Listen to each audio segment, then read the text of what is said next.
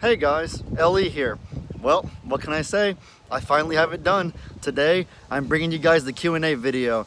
I know that y'all have been waiting for it for a long time. It's been pretty heavily anticipated. I can tell because in the comments of all my recent videos, there's things like, hey Ellie, when's the Q&A video gonna come out? Hey Ellie, how much progress on the Q&A video, etc. So, you know, I'm really glad to finally have it done and be able to bring you guys a video like this today. If y'all like it, then I can definitely do more of them in the future. And yeah, before I start, I just wanted to say that I thank you guys so much for all the questions, and more importantly, all the love and support that y'all give us, our family, and our animals. We have a really special connection. We have a really special big family going here, and it's all thanks to you guys. Y'all are the ones who make it possible. And we want to keep this thing going strong and keep being here for each other and just making the world a better place. So it's all thanks to you guys, and without further ado, let's get right into this. All right, question number 1. Ellie, who is your favorite animal in the sanctuary and why? Oh, you know I could never choose that. I've kind of talked about this before, how I love all my animals equally. My 2 kitties at my mom's house and the abundance of farm animals here at my dad's house at the sanctuary. I could never really pick a favorite. I love them all. I will say this though. I will say that there are certain animals that do hold a very special place in my heart for a few different reasons. Something that specifically makes them stand out. And what do you know? One of them is right here in front of me. So right here I have Miss Imogene. Imogene will always hold a special place in my heart because she is the OG. OG means original gangster. It's kind of a silly term, but basically you get the point. Imogene is the original. She's our sanctuary's namesake. I'm a survivor sanctuary. In the same way that everything we have wouldn't be possible without you guys, it also wouldn't be possible without Miss Imogene's bravery right here. Imogene endured so much during the flooding after Hurricane Harvey, and without her bravery, without her resiliency, without her doing things that frankly are unprecedented amongst humans or animals as far as how mentally and physically strong she is, none of this would be possible. And she got a cute little baby in there. She got a baby in there, so we finna have another little Ima pretty soon here. She kind of got me in the eye with her ear. Now Ringo over here, Ringo holds a special place in my heart because before he got fixed, he was a rambunctious freak, just a big bundle of energy, fury, and rage. Whenever you were in Ringo's pasture, you always had to have your head on a swivel. You had to be sharp, focused. He always kept you on your feet, literally. But yeah, me and Ringo had some amazing memories. Whenever I first made my Flip-Flop Farmer channel, all of my first few videos that did really well and that you guys loved featured some of me and Ringo's antics. So that's why Ringo will always hold a special place in my heart. I think Ringo's getting jealous because he knows exactly where I'm about to go with this. Ringo, I'm sorry, buddy, but you might have been dethroned.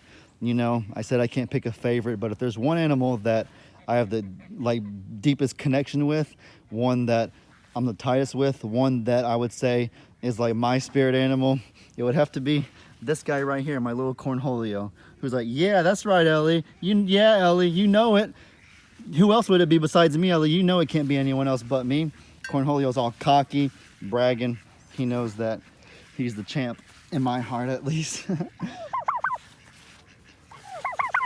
Corny. Look at my sweet little cornholio. All right, question number 2.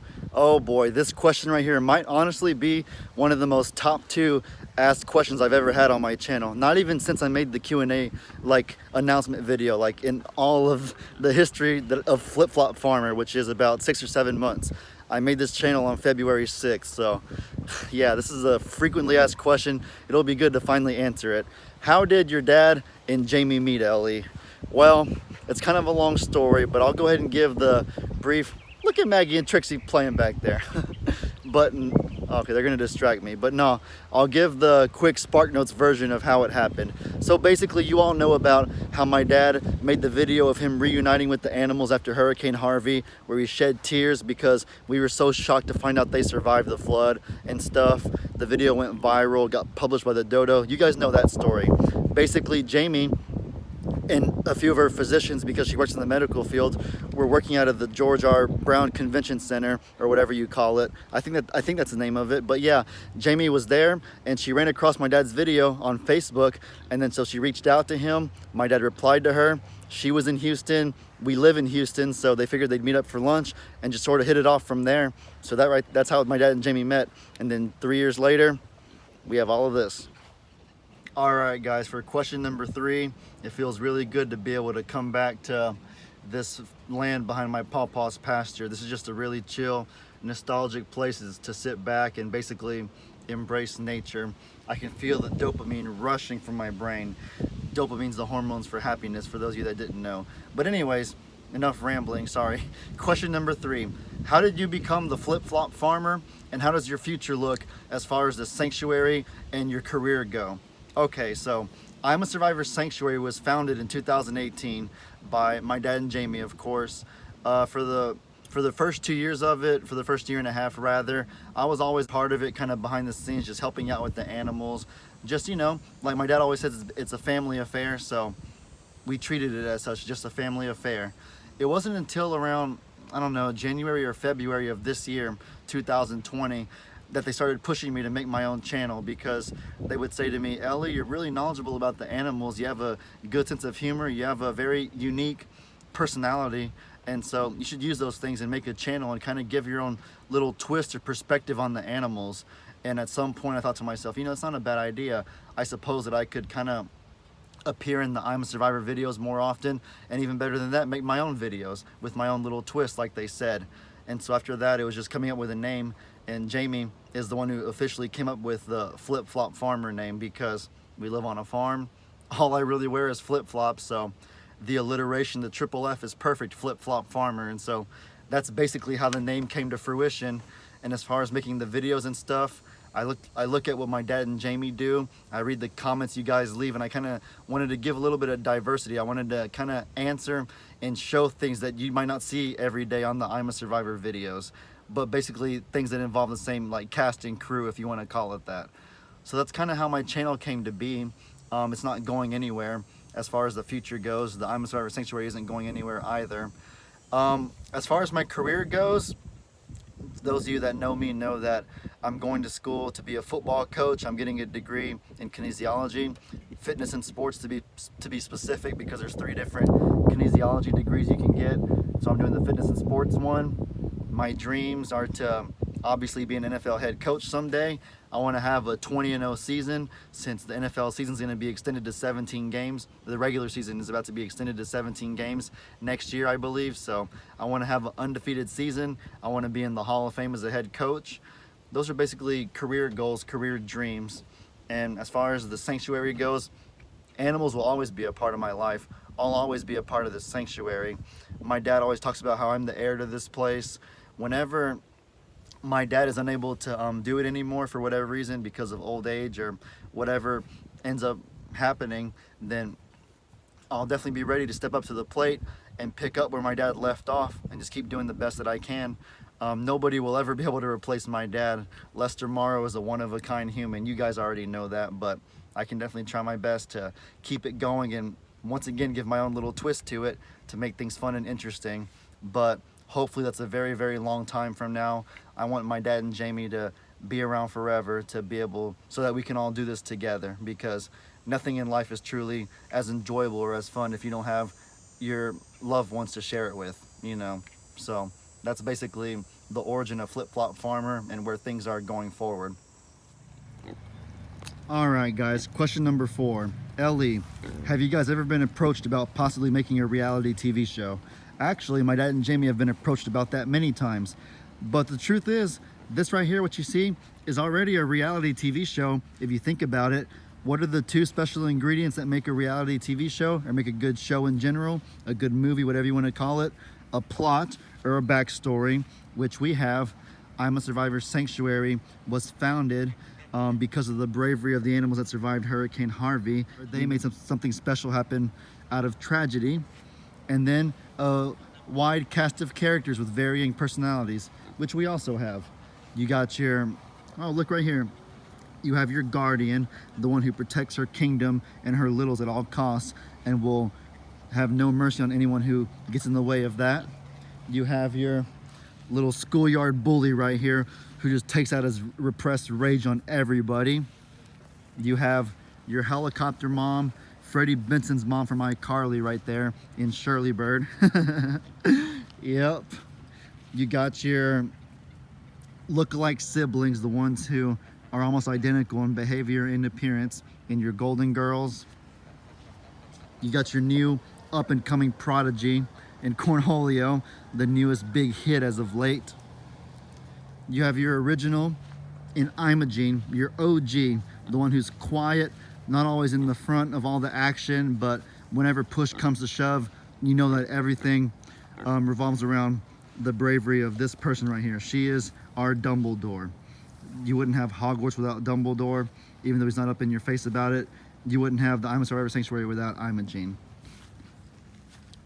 You have your very intimidating Liam Neeson Taken-like father figure over there in Tex. You would never want to be on his bad side. You would never mess with him because you know the damage that he can cause. Just ask Billy. But no, but yeah, y'all get the point though. There's so many different varying Pig Trudy, the young, jolly, happy-go-lucky one who just wants to have fun and enjoy life, who's always in front of the camera, who loves belly rubs oh so much. Yeah, Trudy. You have Petunia, the one who obviously has some disabilities and endures some great challenges on a daily basis, but is so brave and so strong, and who is an amazing example for those that watch her. So you guys get the point. You have so many different personalities on this farm, on this sanctuary, and those are the special ingredients of a reality TV show. A lot of times shows can become corrupt when you bring in directors and producers who want you to do things a certain way. But I think what a lot of people love about watching my dad and Jamie's videos is the authenticity of everything, how natural everything is. There's no fluff. You guys see the good and the bad of our lives and the animals' lives on a daily basis.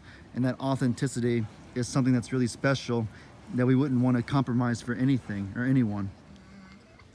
All right, I've borrowed my dad really quickly for question number why are you looking like that for? I was trying, because I have my bandana. This has been what I've been wearing for my mask lately, but I feel cool with it like this. I look more like a bandito. Trying to be tough. I feel like I look tough like this. As long as I don't smile. Now stop making me smile. Straight face. Nothing funny. Okay. What's your question? All right, anyways, question number 5 is about the Morrow family history. So I went ahead and borrowed you for that because I know that you can tell the story really well about that. We have an amazing history. And I know all families have their own kind of history, but ours is unique in the fact that where we started in the 1860s, right after the Civil War, is where we still stand today. So picture this. We had a great-great-grandfather who lived here in Texas, and he fought for the Confederacy. Now, in those days, the Confederacy didn't have money to pay their soldiers, so they paid them in land grants. Dead or alive, if you survived the war, then you got a land grant of 500 acres. If you didn't survive the war, then your family got that land grant. So what happened was we had a great-great-grandfather who did survive the war, and so he was able to pick out a plot of 500 acres on government land. He chose a small little place here in a little town called Plum Grove. Now at that point, Plum Grove only had a couple of families living here, and he chose to make his place here.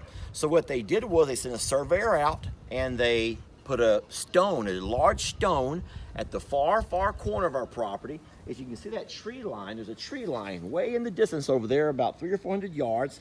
That's the tree line and the original stone. I'm gonna kind of put my finger. Where's my finger? Right there. Okay, this is weird because it's you. Okay, so there's a stone. In that general direction, we get, yeah. Okay, so then from that stone, it went straight back for about a mile until it hit the banks of the San Jacinto River. It ran along the San Jacinto River a couple of miles that way, and they put a stone on that side, and then they put another stone here at the front of the road. So they made a huge rectangle shape. So in total, it was an original 500 acres. I was about to ask that. Now, that land has been passed down from father to son, for several generations now. So all of the land is not still intact, unfortunately. Over time, through a divorce or through someone putting up a piece of land for collateral, sometimes pieces have been lost here and there, but for the most part, it's all still intact. Every house that you see around here is someone related, either a cousin or an uncle, an aunt, a nephew, a niece. And so we're very blessed that we all live here together on the original 500 acres. Eventually, what my dad and my uncle will do whenever they're ready to hand over the taxes, and we're in no rush for that, they will deed their portions of the land that we still have in our family off to all of their sons. So I will get a chunk, Ellie will get Uncle Dan will get a chunk, Kenny and JJ, and then of course eventually whenever we get that age, then we'll hand it on to our kids, you and Lex, Jacob. and yeah, and then Daniel will go with Jacob. And so that's just kind of how you keep the family, the name, the family, keep the lineage going. Yeah. And that's just kind of how you keep the land and the family name. All right, Ellie. Question number 6. What happened to Billy's horn? Your dad mentioned one time that it was crooked because of Tex. Is this true? Well, as you can see, if he'll face me, yes. As you can see, it is very true. He definitely has a crooked horn, and yes, it was caused by Tex. It's a really funny story, actually. During Tropical Storm Imelda, Tex escaped, obviously, because they were letting the animals run free because the water was coming high. And then, of course, the first place that Tex runs to is this back field over here. Not only because it was the highest point of elevation, but because he could get his hands on this guy, Billy, right here. Of course, Billy tried to put up a fight, stood no chance, and it was so bad that Tex gave him a massive ram to the horn and literally KO'd him, literally knocked him out. Jami had to literally hold Billy's head above water so he didn't drown because, like I said, he was unconscious, and it was horrible. This is the reason why we try to keep Billy and Tex separated from each other the best we can nowadays, because they literally cause serious damage to each other, and they kind of put other people and animals at danger whenever they get into their fights. Anyways, to finish my story, so Jami's holding Billy's head above the water, and eventually he regained consciousness and sprung up like a freaking frog, like immediately. And this dude is so heavy, so big and strong, as you can see, that he sent Jami flying like 40 feet into the, well, not 40 feet, obviously I'm exaggerating, but seriously, he sent her flying. Like, he sent her flying really, really far back into the water. And everybody was freaked out, making sure she was okay. The way that Jami tells it, she says that she saw her life flash right before her eyes whenever that happened. She thought that she was a goner, that she was gonna die at that moment right there. But thankfully, she's okay. Thankfully, Billy's okay from the carnage that Tex caused him. And hopefully, we'll be able to successfully keep them apart from each other in the future. Man, today is a really beautiful day. Look at the ducks and the geese swimming all elegant like. The sky all pretty and blue. It's a great day to be on the kayak, just chilling, hanging out with the animals. Okay, question number 7 is actually pretty interesting. It says, Ellie, you often have very inspirational and insightful things to say. Do you come up with them on the spot, or do you like plan them ahead of time? You know, that's a really good question that somebody asked. But to answer it, I would probably say a little bit of both. If it's a spotlight story to where I do research on an animal type, or if I'm just like trying to chronologically remember a story, then I might jot some notes down, kind of like have an outline of what I want to talk about. If it's a live stream or something to where somebody asks me something personal and I'm kind of just venting my thoughts on what makes me happy, talking about life, this and that, then it's probably more impromptu, probably just more me venting, just spilling my thoughts right then and there. I think my live streams are probably the best videos to catch me in my philosophical state of mind, because that's whenever I try to think about very just deep things in life to talk about, related to animals, our family, and other things too that might not be related at all. So to answer that question, I think a little bit of both. All right, guys, to be honest with you, question number 8 was supposed to be about what my mom thinks of the flip-flop farmer and I'm a Survivor Sanctuary stuff as of recently, but I couldn't get my mom to record a video of herself talking about it, and whenever I went over to the house to spend time with her, I couldn't get her to, I guess this donkey didn't want to be pet. Come on, Forrest. Why so hostile, buddy? There we go. That's a good little forest right there. Anyways, yeah, I went to the house and I tried to get her to let me record her just briefly talking about or answering that question, and she just really wasn't in the mood to. She didn't really want to. I guess she wasn't really feeling that photogenic that day, videogenic, if that's even a word, which is weird because my mom is a beautiful woman, so it doesn't make sense why she'd be so camera shy. But I guess we all know that it's always the pretty ones that are the most modest about it, you know? Anyways, I'll find a different question to answer. Question number 8 can actually be, okay, I saw this a few times. Ellie, what is that thing you always say at the end of your videos? Is it something foreign? Is it a different language? Or is it just something you pronounce quickly in English? Well, what I say at the end of my videos is, ya boy, Ellie out. And now I normally say it pretty fast, so I can get why it's hard to understand what I'm saying, but hey Huck, what's up, buddy? So where I get it from is there's this basketball player named LaMelo Ball that I follow on Instagram, and in one of his Instagram videos he said, ya boy mellow out. This was about 2 years ago though, and I don't know, it kind of stuck with me, ya boy mellow out. And I really like him because, well, he has curly hair, he's athletic. I like to say those are things that I have also, except that LaMelo is 6'8" and I'm 5'8", so he has about a foot of height on me. Other than that, completely identical though, right? But yeah, that's basically where I get the ya boy insert name out thing from.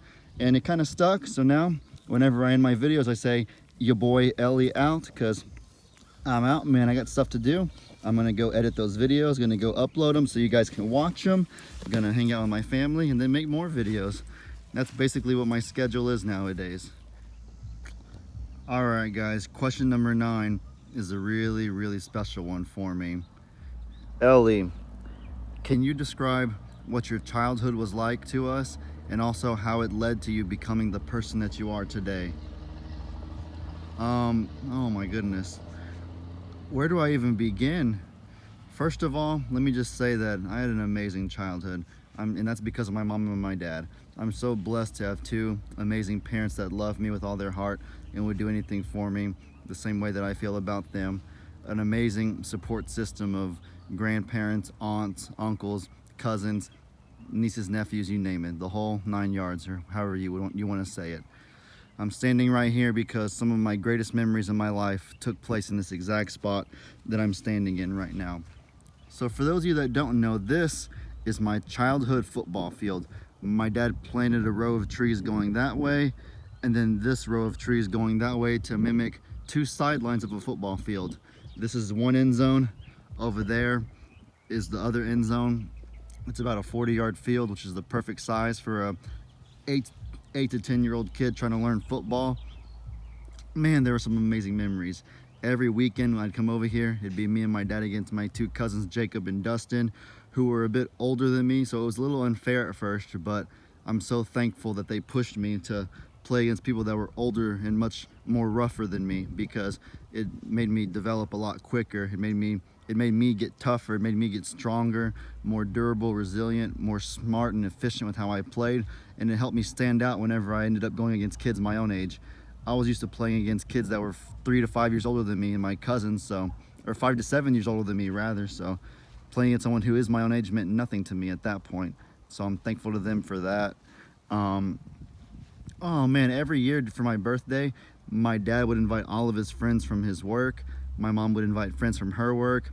I'd invite friends from school, and we'd have a massive like 7-on-7 flag football game or 11-on-11 football game on this field. It was amazing.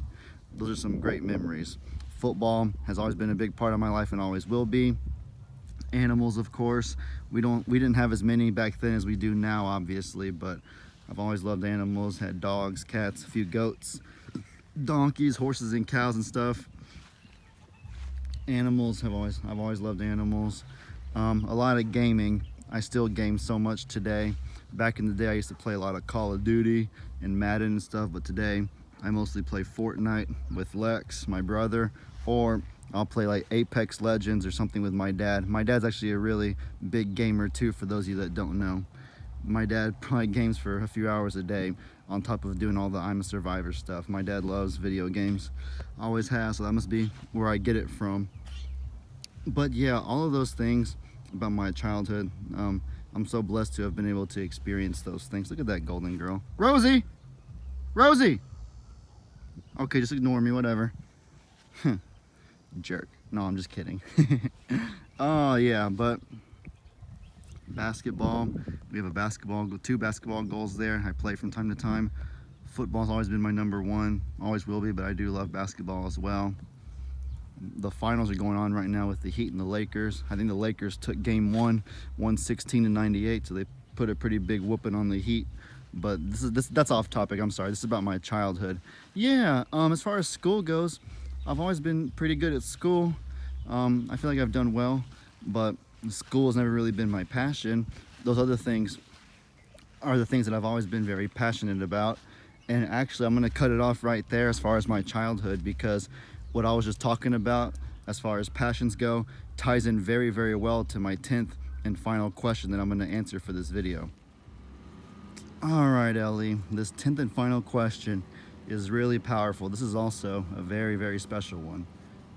The pond guys are over there working right now, so please excuse the noises you may hear coming from over there.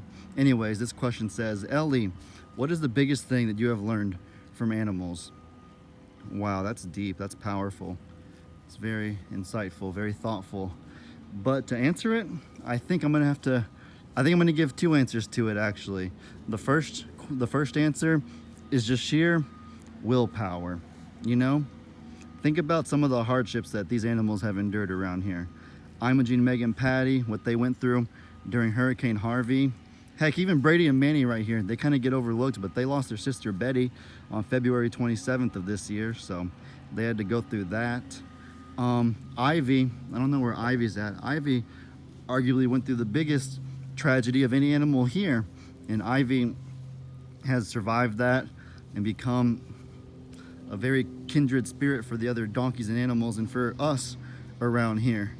Petunia, the hardships that she has to go through on a daily basis. Dorothy, with how much she struggled with the pneumonia. Pebbles, with losing Bam. You know, basically, the list goes on and on. The point is that humans and animals, we're all gonna go through hardships in life. That's one thing that unfortunately is inevitable, but the animals, I feel like, show us truly the best way to get through those things and to become better as a result of them. These animals just persist. They never give up. They keep fighting at all costs. The only thing on their mind is doing what's best for themselves and what's best for their loved ones, their family, their own kind. They never give up. They keep fighting. They just don't stop. They just won't stop at nothing. Isn't that right, Imogene? Yeah, baby. You saved Meg's life during Hurricane Harvey. Ima knows firsthand what I'm talking about. So I think that willpower is one thing. And secondly, life, to me, seems very simplified whenever I look at the way that animals live it. And it might be easy for you guys to say, oh, well, Ellie, animals don't have the same obligations that humans have. They don't have to work. They don't pay taxes. They don't have to do this and that. So, of course, it's going to seem simple. All they do is just walk around and eat and just let you guys pet them all day. Well, maybe at first glance it might seem that way, but I think that the more that I try to read between the lines, the more I realize that animals and humans really aren't that different. Consider this. Like, what are some of the biggest things that animals try to do? What are their two biggest purposes, would you say? Probably ensuring the continuation of their species, basically keeping the lineage going, and then just living a happy and fulfilled, stress-free life. They just want to feel that flow of dopamine through their brains. Are humans really that different? I don't think so. I think humans also want to ensure the continuation of our species. We want to reproduce and protect our loved ones and protect the animals, the same way the animals want to keep reproducing and protect themselves and us. And then living a happy life. What human doesn't want to be happy and stress-free on a daily basis? What human doesn't want to feel that dopamine rushing through their body? I know that I sure do. And the more that I think about it, like from an animal's perspective, the more I try to think like an animal, I feel like I've been a lot more sanguine, a lot happier lately. As silly as it sounds, embracing the animal mindset. Look at Imogene right now. She wants to be petted, so she walks up to me and lets me pet her. And Forrest over here, I can tell he wants to get pets also. So he walked up to me, he's gonna let me pet him. They just do what makes them happy. They just stop at nothing. If Ringo wants to run around and play, he has no problem getting up in your face telling you that he wants to run around and play with you, that he wants to headbutt you. They just they don't stop at nothing to do what makes them happy, just to have fun and enjoy life. A lot of people try to push the notion that life isn't always about fun and games. I've heard that a million times when people say to me that, Ellie, all you want to do is play, play, play, play, play. All you want to do is have fun and do stuff, but life isn't always about that. And yeah, people have told me that, but I feel like you'll never be able to convince an animal of that.